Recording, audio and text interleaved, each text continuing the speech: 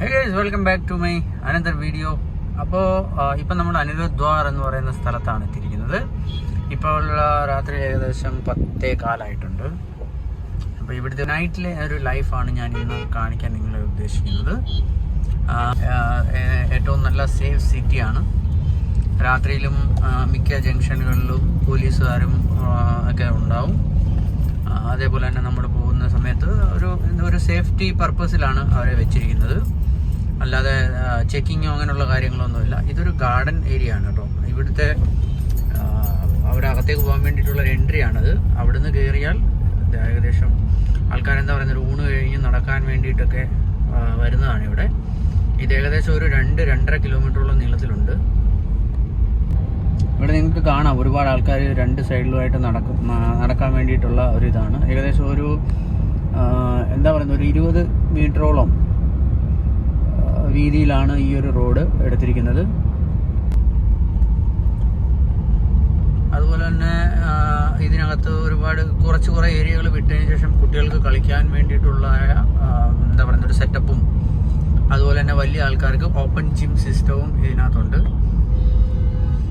ഇത് മറ്റൊരു എൻട്രി ആണ്. അതായത് നമുക്ക് ഇതുവഴിയും ചെന്ന് അകത്തേക്ക് കയറാൻ വേണ്ടിയിട്ടുള്ള ഫ്രീ ടിക്കറ്റോ അങ്ങനെയുള്ള ഇതൊന്നുമില്ല. ഇത് ഗവൺമെൻറ്റിൻ്റെ തന്നെയാണ്. ഇവിടുത്തെ SMC, അതായത് സൂറത്ത് മുനിസിപ്പൽ കോർപ്പറേഷൻ്റെ തന്നെയാണ് ഈ ഗാർഡനും മറ്റുള്ളതും എല്ലാം തന്നെ. അവിടെ നമുക്ക് ഫുൾ ടൈം എപ്പോൾ ചെന്നാലും ഫ്രീ ആണെന്നുള്ള ആ ഒരു രീതിയിലാണ്. പിന്നെ അകത്ത് ഇടയ്ക്ക് പോലീസിൻ്റെ റൗണ്ട് ഉണ്ടാവും. അത് ബേസിക്കായിട്ട് പോലീസിൻ്റെ അതുപോലെ തന്നെ SMC ഓഫീസേഴ്സിൻ്റെയും റൗണ്ട് ഉണ്ടാകാറുണ്ട്. ഏറ്റവും അവരുടെ മെയിനായിട്ട് ഉദ്ദേശം എന്ന് പറഞ്ഞു കഴിഞ്ഞാൽ, നമ്മളെന്താ പറയുന്നത്, വെറുതെ എന്തെങ്കിലും കഴിച്ചിട്ടോ അല്ലെങ്കിൽ ഇതായിട്ടുള്ള പ്ലാസ്റ്റിക്കുകളോ എന്തെങ്കിലും എറിഞ്ഞു കഴിഞ്ഞാൽ അതവർ കണ്ടു കഴിഞ്ഞാൽ അന്നേരം തന്നെ സ്പോട്ടിൽ തന്നെ പെനാൽറ്റി അടിച്ച് തരാറുണ്ട്.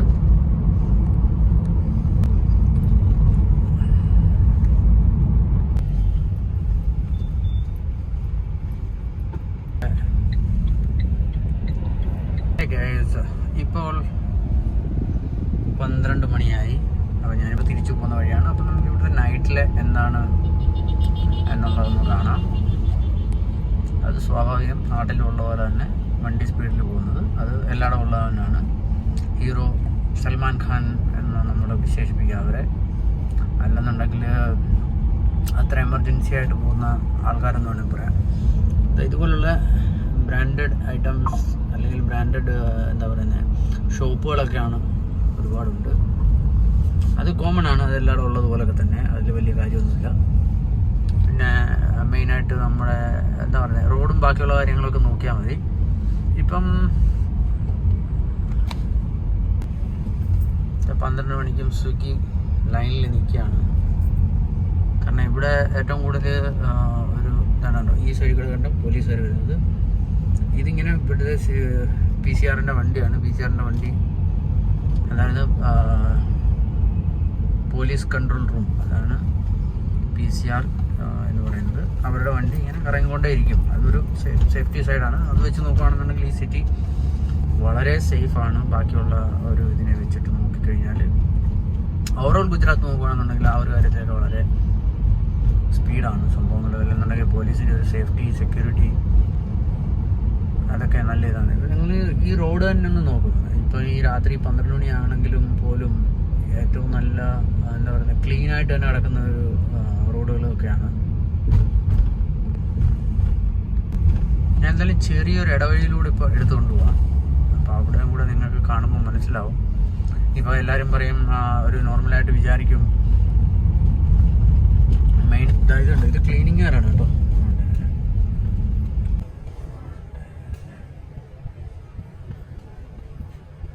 ഈ റോഡ് മൊത്തം ഇങ്ങനെ രാത്രി മൊത്തം ഇവർ ക്ലീൻ ചെയ്തുകൊണ്ടിരിക്കും. ഇതാണ് മെയിനായിട്ട് ഞാൻ നോക്കിയത്.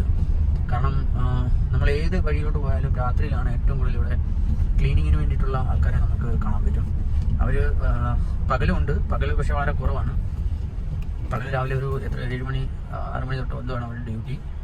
12 മണി വരെ ഉണ്ടാവും. പിന്നെ അത് കഴിഞ്ഞ് വൈകുന്നേരങ്ങളിലാണ്. കാരണം വെയിൽ കൂടുന്ന സമയത്ത് അവരുടെ ഡ്യൂട്ടിയിൽ വളരെ ഒരു എന്താ പറയുക സമയം കുറച്ച് കൊടുത്തുകൊണ്ടാണ് മുനിസിപ്പാലിറ്റി ആ കാര്യങ്ങളൊക്കെ ചെയ്യുന്നത്. പിന്നെ മുനിസിപ്പാലിറ്റിയിലെ ശമ്പള നിരക്കും വളരെ വളരെ നല്ലതാണ്. മറ്റുള്ള ഒരു സ്ഥലത്തെ അപേക്ഷിച്ചിട്ട് അവർക്കുള്ള ശമ്പള നിരക്കും വളരെ കൂടുതൽ തന്നെയാണ്. മുനിസിപ്പാലിറ്റിയിൽ ജോലി ചെയ്യുന്ന ആൾക്കാരുടെ സാലറി സ്കെയിൽ വളരെ വളരെ നല്ലത് തന്നെയാണ്. ജൂനിയർ എഞ്ചിനീയർ ആണെങ്കിൽ പോലും നല്ല ശമ്പള സ്കെയിൽ ഉള്ളത് തന്നെ കറപ്ഷൻ ആ ഒരു രീതിയിൽ നോക്കിയാൽ വളരെ കുറവാണ്. ഇത്രയും മരങ്ങളും കാര്യങ്ങളും ഉള്ളതാണെങ്കിൽ പോലും നമ്മൾ റോഡ് നോക്കിക്കഴിഞ്ഞാൽ വളരെ തുച്ഛമായ രീതിയിലുള്ള ഒരു അല്ലെങ്കിൽ ഇലകൾ നിറഞ്ഞു കിടക്കുകയോ അങ്ങനെയുള്ളത് കാണാൻ പറ്റുള്ളൂ. കാരണം ആ ഒരു ടൈം ടു ടൈമിലുള്ള ഒരു ക്ലീനിങ് കൊണ്ട് മാത്രമാണ് ഈ ഒരു സിറ്റി ഇത്ര നല്ലതായിട്ട് ചെയ്യുന്നത്. അതുകൊണ്ട് തന്നെയാണ് ഈ 2024 ക്ലീനസ്റ്റ് സിറ്റി എന്നുള്ള ഒരു അവാർഡ് കൂടി സൂറത്തിന് കിട്ടിയത്.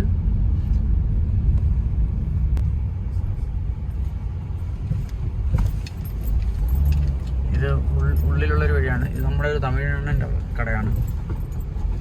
ഇവിടെ വൈകുന്നേരങ്ങൾ വന്നു കഴിഞ്ഞാൽ ഇവിടെ ഈ റോഡ് ഫുള്ള് പാക്കാണ്.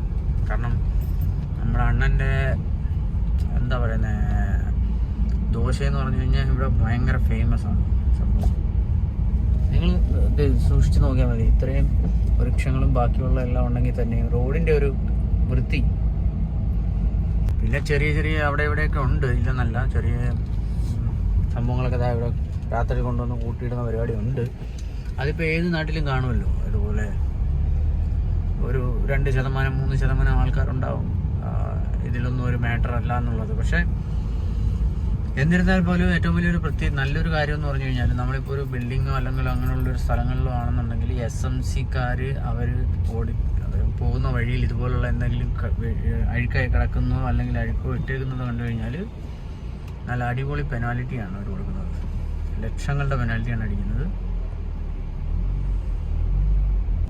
ഇവിടെയും ക്ലീനിങ്ങുകാർ അവരുടെ ജോലി ചെയ്തുകൊണ്ടേ ഇരിക്കുന്നു.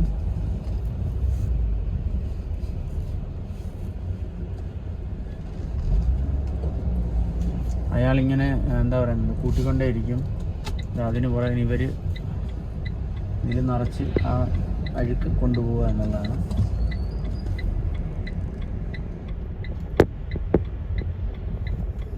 മൊത്തം ക്ലീനിങ്ങിൻ്റെ ടീമാണ് ആ പോകുന്നത്. സൈക്കിൾ ഇങ്ങനെ വെച്ചിട്ടുണ്ട്. ആ സൈക്കിൾ എന്ന് പറഞ്ഞ ഒരു മൊബൈൽ ആപ്ലിക്കേഷൻ ഉണ്ട്. ആ ആപ്ലിക്കേഷൻ വഴി നമുക്ക് യൂസ് ചെയ്ത് അൺലോക്ക് ചെയ്യാം. അൺലോക്ക് ചെയ്തതിന് ശേഷം ഇങ്ങനെ ഓരോ ഈ 2-3 കിലോമീറ്റർ ഗ്യാപ്പിൽ ഓരോരോ സ്റ്റോപ്പ് ഉണ്ട്. അപ്പോൾ നമുക്കിപ്പോൾ ഒരു 5 കിലോമീറ്റർ പോകണമെന്നുണ്ടെങ്കിൽ നമ്മൾ ഇവിടുന്ന് സൈക്കിൾ അൺലോക്ക് ചെയ്യുക. അത് 30 രൂപ മറ്റോ ആണ് അതിൻ്റെ ഒരു ചാർജ് എന്ന് പറഞ്ഞാൽ 1 ഹവറിന്. 1 ഹവറാണെന്ന് തോന്നുന്നു, എക്സാക്ട്ലി എനിക്ക് അറിയില്ല. എങ്കിലും കൂടുതലും ആൾക്കാർ ഇവിടുന്ന് ആ സൈക്കിൾ എടുത്ത് അടുത്ത സ്ഥലത്ത് പോയി കഴിഞ്ഞാൽ അവിടെ അത് അവർക്ക് തിരിച്ചു വെക്കാം, ലോക്ക് ചെയ്ത് വെക്കാം. അതേപോലെ തന്നെ ആപ്ലിക്കേഷൻ ത്രൂ ആണ് അതെല്ലാം നടക്കുന്നത്. അപ്പോൾ അതൊരു വലിയൊരു ഇതാണ്. ഒരുപാട് ആൾക്കാർക്ക് സൈക്ലിങ്ങിന് ഇഷ്ടമുള്ളവർക്ക് ആ സൈക്കിൾ ഒരിടത്തു നിന്ന് എടുക്കാം, അല്ല ഒരു റൗണ്ട് അടിക്കുക. ആ ഒരു ടൈമിങ്ങിനനുസരിച്ചാണ് നെക്സ്റ്റ് അതിലെ പേയ്മെൻ്റ് എന്ന് പറയുന്നത്.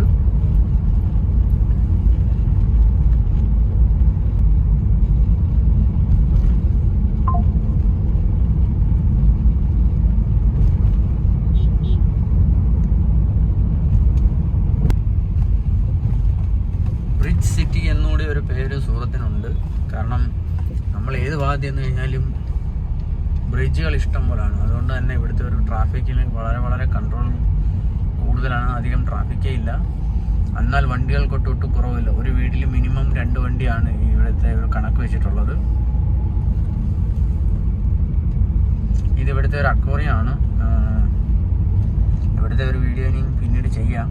പോലീസ് സ്റ്റോപ്പ് എന്ന് വേണമെങ്കിൽ പറയാം, പോലീസ് സ്റ്റേഷൻ എന്ന് പറയാൻ പറ്റില്ല. ഓരോ ഏരിയയിൽ ഇതുപോലെ തന്നെ പോലീസ് കീ എന്നാണ് അവർ പറയുന്നത്.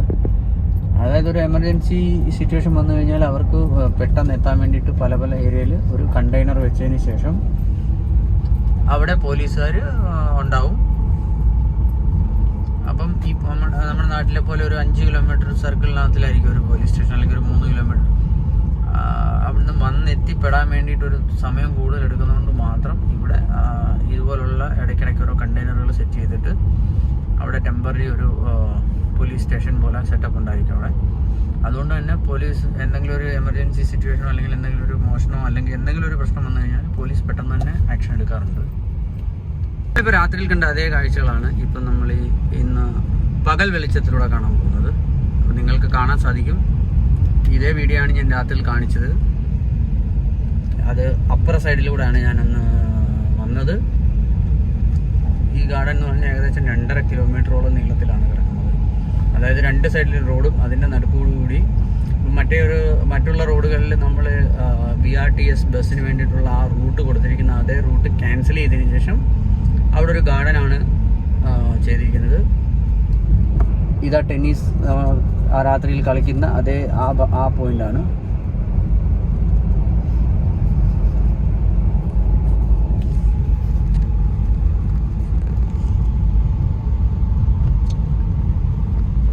ഇതിവിടുത്തെ ഏറ്റവും എന്താ പറയുക വലിയ അല്ലെങ്കിൽ മൊത്തം ഡ്യൂപ്ലെക്സ് ആയിട്ടുള്ള, അതായത് 2 നിലയിൽ താമസിക്കുന്ന ഒരു ബിൽഡിംഗ് ആണ്. ഡ്യൂപ്ലെക്സ് ആണ്, കംപ്ലീറ്റ് ഡ്യൂപ്ലെക്സ് എന്ന് പറഞ്ഞു കഴിഞ്ഞാൽ താഴത്തെ നിലയും മേലത്തെ നിലയും ഒരേ ഫാമിലി.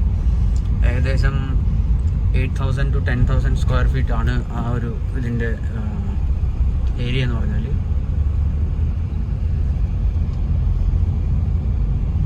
ഇപ്പം ആരോ ഒരു മത്തായി എന്ന് പറഞ്ഞ ഒരാൾ വന്ന് കമൻ്റ് അടിച്ചിട്ടുണ്ടായിരുന്നു ലാസ്റ്റ്, ഞാനെന്തോ പെയ്ഡ് പ്രൊമോഷൻ ചെയ്യുകയാണെന്നൊക്കെ പറഞ്ഞിട്ട്.